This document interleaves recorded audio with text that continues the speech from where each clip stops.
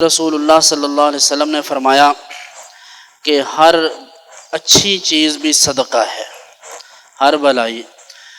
آپ کسی کے ساتھ مسکرا کر بات کرتے ہیں تو یہ بھی آپ کا فضول اور ضائع نہیں جائے گا۔ آپ کسی سے خندہ پیشانی سے پیش آئیں تو یہ بھی صدقہ ہے۔ تو ضروری نہیں ہے کہ آپ کسی کو پیسے دے کر پھر آپ کریں صدقہ و خیرات۔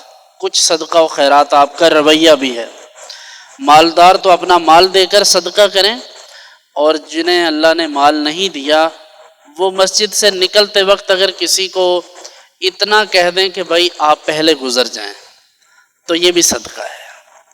اگر کسی کو آپ کہہ دیں کہ جوتا آپ پہلے پہن لیں، اس نے اپنے جوتا پہننا لیکن آپ صرف اس کو ترجیح دے دیں تو یہ بھی صدقہ ہے۔ اگر آپ کسی پیاسے کو پانی کا ایک گلاس پلا دیں تو یہ بھی بہت بڑا صدقہ ہے۔ کبھی کبھی بڑی بڑی نیکیاں لوگ تلاش کرتے ہیں، لیکن جس نیکی کو ہم چھوٹا سمجھ رہے ہوتے ہیں وہ اللہ کی بارگاہ میں بہت بڑی ہوتی ہے۔ اس لیے ایک دوسرے کو اپنی ذات پر ترجیح دینا سیکھیے، اور اپنے دوست احباب کی اور اپنے اعزاء و اقارب کی خبر رکھیے کہ وہ کس حال میں ہیں۔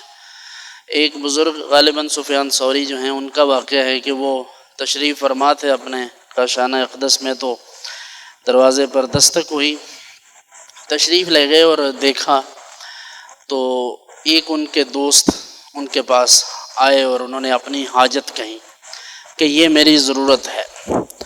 تو وہ ان کی بات سن کر واپس جب اپنے گھر کے اندر آئے تو رونا شروع کر دیا۔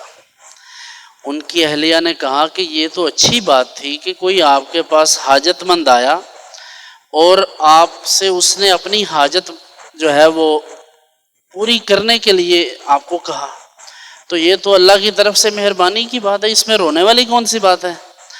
انہوں نے کہا رونے کی بات یہ ہے کہ میں اپنے دوستوں سے اتنا بے خبر ہوں کہ ان پر مشکل وقت آیا اور مجھے پتہ نہیں چلا۔ تو آپ حضرات بھی کوشش کیجئے کہ اپنے دوست احباب اعزاء و اقارب میں ایسے لوگوں کو تلاش کیجئے جن پر مشکل وقت ہو، اور قبل اس کے کہ انہیں آپ کی دہلیز پر آنا پڑے آپ ان کے لیے جو بہتر سے بہتر اہتمام کر سکتے ہیں اپنی توفیق کے مطابق، ہمت کے مطابق کیجئے۔ اللہ ہم سب کا حامی و ناصر۔